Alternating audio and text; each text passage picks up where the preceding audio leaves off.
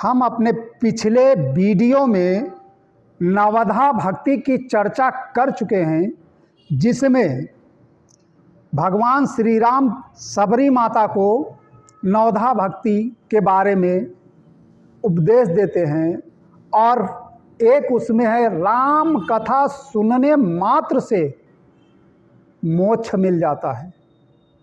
आज हम चर्चा करेंगे बाली और भगवान श्री राम का संवाद। धर्म, न्याय और शरणागति का दिव्य प्रसंग। श्री राम केवल एक चरित्र नहीं, वे धर्म की वह रेखा है जिसे लांघने पर बल भी पाप बन जाता है और स्वीकार करने पर मृत्यु भी मोक्ष बन जाती है। किष्किंधा का युद्ध समाप्त हो चुका है। वानर राज बाली प्रभु श्री राम के बाण से आहत होकर भूमि पर पड़े हैं। शरीर क्षीण है पर बुद्धि जागृत हो रही है।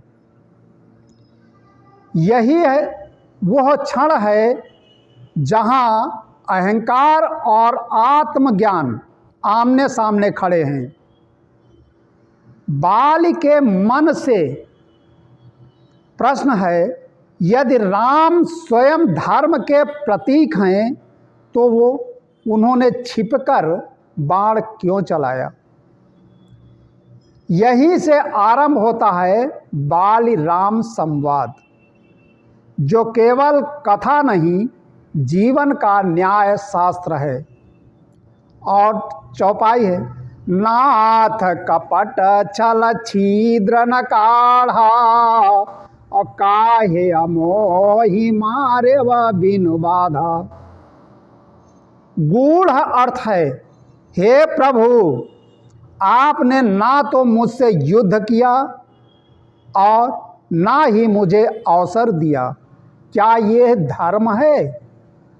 यह प्रश्न केवल बाली का नहीं, हर उस मनुष्य का है जो अपने अपराध को तर्क से ढकना चाहता है। श्री राम का प्रथम उत्तर करुणा नहीं, न्याय। प्रभु श्री राम क्रोधित नहीं होते हैं। उनकी वाणी में ना कटुता है ना अहंकार, केवल धर्म का प्रकाश। अनुजा बधो भगिनी सोतनारी सुन शंकर शरणागत भयहारी। जो व्यक्ति अपने छोटे भाई की पत्नी को माता ना माने, मर्यादा तोड़े, बल के मद में अधर्म करे, वो चाहे कितना ही शक्तिशाली क्यों न हो, दंड का अधिकारी होता है। यहाँ राम व्यक्ति नहीं, सिद्धांत का वध करते हैं। राज धर्म सुन बानर राजा, अंगद पिता मोर अपराधा। गूढ़ विवेचना। श्री राम कहते हैं, मैंने तुम्हें बैर से नहीं, राजा होने के अधिकार से मारा है।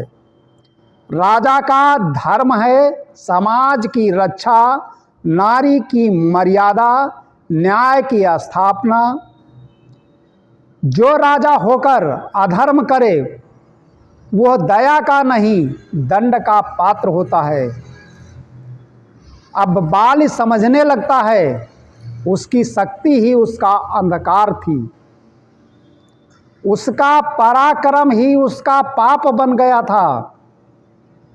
तब जानवा मैं प्रभु प्रतापा, भयवा मोरया ज्ञान महापापा।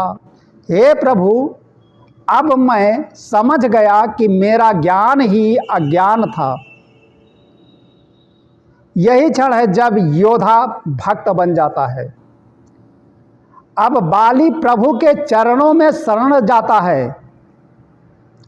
अब मोहिनाथ दोष कछु नाही, और राम प्रताप भव भय न जाही।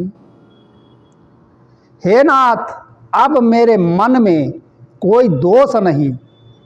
आपकी शरण में आने से संसार और मृत्यु दोनों का भय मिट गया। जहाँ तर्क समाप्त होता है वहीं भक्ति आरंभ होती है। मरणासन बाली अपने लिए नहीं, अपने पुत्र अंगद के लिए मांग करता है। हे प्रभु, मेरे पुत्र अंगद को अपने चरणों की धूल देना और उसे माता पिता समान स्नेह देना। प्रभु श्री राम बाल को आशीर्वाद देते हैं। बाल का शरीर धरती पर रहता है, पर आत्मा राम में लीन हो जाती है। राम से प्रश्न करने वाला बाली मरा, राम में शरण लेने वाला बाली अमर हो गया। यदि जीवन में कभी लगे कि राम ने अन्याय किया, तो समझ लेना अभी अहंकार जीवित है, और जब राम का न्याय समझ आ जाए तो जान लेना भक्ति जन्म ले चुकी है।